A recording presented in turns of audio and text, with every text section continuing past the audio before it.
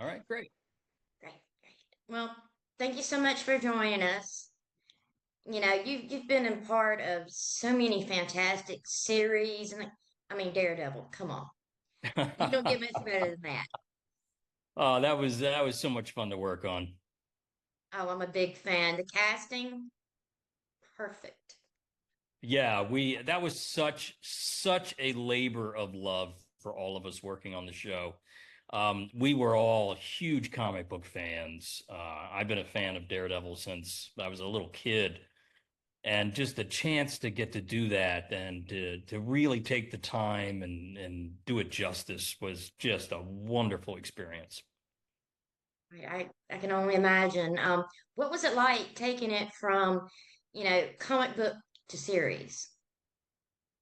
It was interesting, because my buddy Drew Goddard had developed the show with Marvel Television with Jeff Loeb at the time, and I got a call out of the blue saying, "Hey, would you be interested in coming over and taking over the show?" Because Drew had a previous commitment to write and direct the Sinister Six Spider-Man movie at Sony, so he left to do that. Unfortunately, that never got made because a few months later, Sony and Marvel worked out the rights to Spider-Man to share. So that fell by the wayside. But Drew had a chance to write the first two scripts and have a rough idea of what the rest of the season was. So for me to come in, Drew had done a lot of the heavy lifting. I always say it's like Drew gave me the recipe book and I whipped up the meal. And it was just it was so much fun. It was incredibly hard because we were all so passionate about doing the character justice. So we wanted to make sure the casting was right. I had sleepless nights over trying to cast Wilson Fisk Kingpin, and my feeling was there was only one person that could do it, and that was Vincent D'Onofrio. And I remember telling Jeff Loeb, "Hey, I sent him a picture. I found a picture of Vincent with a shaved head on the internet, and I said, 'Come on, there's nobody else that can do this. This is Kingpin.'" And Jeff said, "Yeah, yeah, we love him, but he's way too expensive. He was on the Law and Order. He makes like $1 million an episode. We'll never get him." And I'm like, ah. But it turns out a couple of months later, our casting director, Lorraine Mayfield, was personal friends with him, and she said, "Well, let me just check and see if there's any interest." And it turns out Vincent was a huge Daredevil fan, huge comic book fan of Daredevil, and he said, "Yeah, I'd love to do it. Look, we'll work something out on the price." And that to me, that and getting Charlie Cox to come in, and Charlie Cox was Joe Quesada's brainchild. He had seen him years ago in a movie and said, "That's Matt Murdock," and he was right. Charlie came in and just killed it. Now they're both were fantastic choices. I mean, they really were. And with you taking something from the comics to on screen, now you turn back to comics. Yeah, I've always loved comics, and I had a talk with a friend of mine who's also a film and television writer who does comics, and he made the comment. He said, I've worked like 20 years in film and television, so I could afford to do comics because it's a labor of love. It does not pay a lot, especially compared to movies and TV. There's no comparison, but I've loved comics since I was a kid. And I always wanted to dip my toe in. And then I finally got to a level in movies and television that I could look towards, creator owned or partially owned properties and companies that were actually like, oh yeah, the Daredevil Spartacus guy, sure. Let's talk about doing something. So again, total labor of love. I love writing comics and graphic novels when I have the opportunity, And nothing thrills me more than getting the art in of something I've written, because I grew up originally when I was a kid, I wanted to be a comic book artist, but I ran afoul of, commitment and talent. But man, especially with Beneath, every time Michael would send me art, now, I still can't believe we got Michael Gaydos to do this book. That's all due to my amazing editor, Allison O'Toole. When she first started looking for an artist, she rang me up and said, "What do you think about Michael Gaydos?" I said, "Come on, he's never going to do this." But he had been wanting to do something in horror, and it was the right time with the right guy. And man, he elevated every single page of what I wrote. Just amazing work. Right. I mean, the artwork is fantastic. I love the style that's kind of a borderline, photographic and Yeah, it's kind of that in between yeah. and it looks so good and the story is so interesting. Um, so how did the story come to be? Well, I had a meeting years ago at Universal. They were looking to reboot their classic monster franchise for like the ninth time, to give it another shot. And so I was one of the people they called in and said, "Hey, here's all the properties. What do you think?" And they said, "We're open to more obscure properties." So I went through all of them. All of them, of course, I had watched on TV when I was a kid. Back when you had to have an antenna, well, before the cable days. I mean, that was way back there. I And remember it.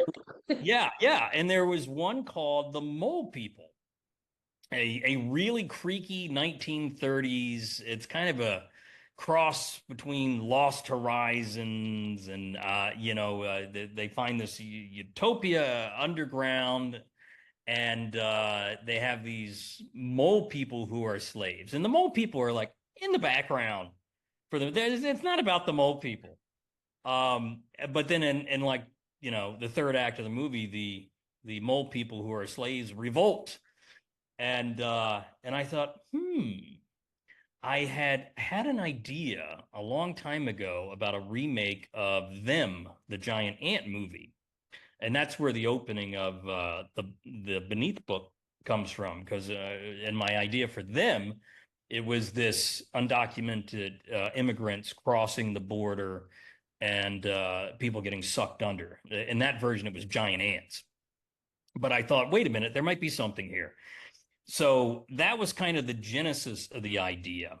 And the next part was, of course, with the constant turmoil at the border because of the paralyzed government not doing anything. That coupled with everything you read about for-profit detention centers, which, much like for-profit jails, I think are insidious and should be eradicated.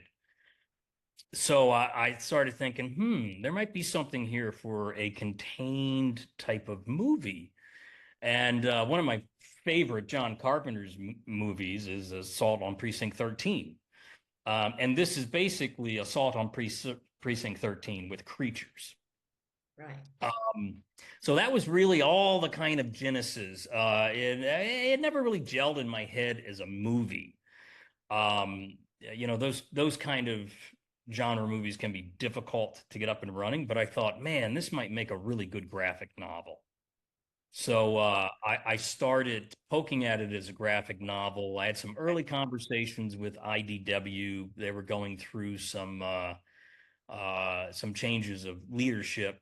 So one person I was talking to at IDW left the company and said, "Hey, you should talk to a friend of mine at Comixology." So I said, "Great." I talked to Comixology. They really wanted to do it. Um, you know, Comic book companies are kind of like studios. It's like you wait 2 years or somebody else is running it. So since I started with Comixology, I think I'm on my third executive. But I got to tell you, they were fantastic. They said, "Hey, we love this story. Um, you know, here's here's their model for their originals is here's a chunk of cash in payments. You decide how you're going to divvy that up. You decide what you're going to pay the artist, what you're going to pay the letterer, what you're going to pay yourself. Thankfully, since I'm in film and TV, my money comes from that. That's where my salary comes from. So I said, look, I don't need a fucking dime for this. I'll give it all to the artist. So thankfully, I had enough money to hire Michael. And I would have given him more if I could have. He was so fantastic. And they were great because they just say, here's what you have to make it, go make it. They don't give you notes, they don't interfere. It was just creative freedom. So Michael and I could just, tell the story we wanted. Right, right. Well, I find the creatures very interesting because it comes out of, an ancient place, Hmm. and it's kind of got a little bit of zombie flavor, but not exactly. Right. And then it's got the way that can spread. And I like that. But so tell me where the characters, I mean, the design for them was born. Yeah. The way I described it in the original document is they were humanoid with translucent skin. You could see the organs underneath because they'd been underground for so long. Uh, Larger eyes, which sounds great, but doesn't translate into a comic book. So I told Michael, hey, free reign, you know the basic parameters. So he came up with the creatures for the comic book version. And I said, great, I love it. So yeah, that was basically the kind of design element. And the idea from it came from um, something I had read about Native Americans and some European Americans getting into some kind of argument with them and telling the Native Americans to go back to their own country. And I thought, what the hell is that? And looking at where Texas is and the border and the parts that used to be part of Mexico, and I was always fascinated by the things that I'd read about, the Aztec Empire. A lot of it still existing underground, Right. underneath of Mexico, and I thought, well, that's an interesting kind of combination that really goes to the themes that I'm talking about immigration and what is it to be an American and lineage and all of that stuff and to be able to try to build a mythology for these creatures that wasn't just things under the ground, that it had a little bit of a deeper meaning. Right. And I like that they have that. And, besides being creepy and, you really want to get a good look at these things. Hmm. And I like how it's kind of teased because you don't really get a good look, but you really want a good look, you know? Hmm.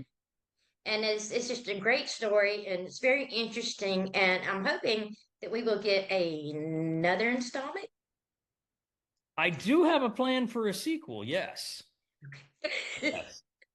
Yes. I tend to, whenever I write anything, I like to have, in the back of my head, well, if this does well, can I tell more stories in this world? So Right, yeah, right. I do have that in the back of my head. Well, good. I'm glad to hear that because I now want to know more. I want more. So yeah, that's a good thing. So what other projects are you working on these days? Oh man, I've got another graphic novel coming out later this year or early next year from Humanoids called Hard Bargain. And that one's a 1940s hard-boiled Los Angeles private detective who gets involved in supernatural cases. It just and that was a lot of fun. I grew up just loving Raymond Chandler movies and his short stories and novels. So it's really my love letter to that genre.